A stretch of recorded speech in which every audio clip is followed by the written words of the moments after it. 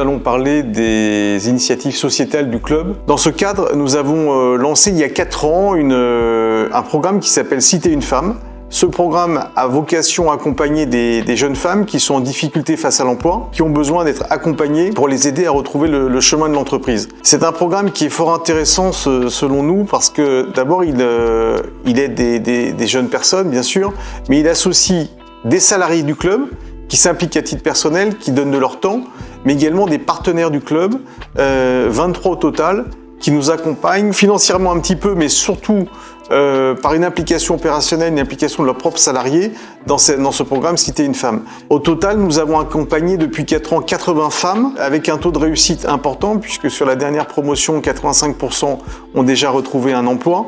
Et ce programme s'accompagne d'un suivi mensuel pour les accompagner soit sur des thématiques propres à l'emploi, soit aussi pour faire du sport puisque ça permet d'associer un lien et les valeurs du sport et du rugby en particulier. Nous avons retenu donc ce programme et cette idée de candidater pour les trophées sport et management.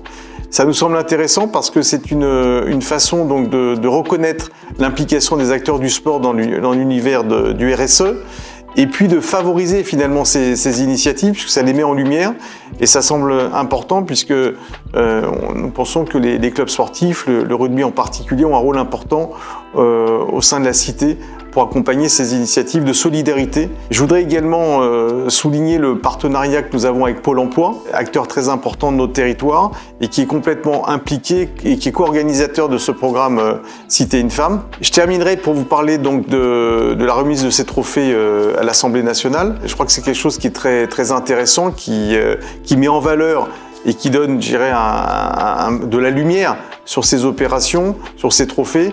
Et c'est quelque chose qui me semble tout à fait positif pour parler de RSE, parler de solidarité et parler d'emploi.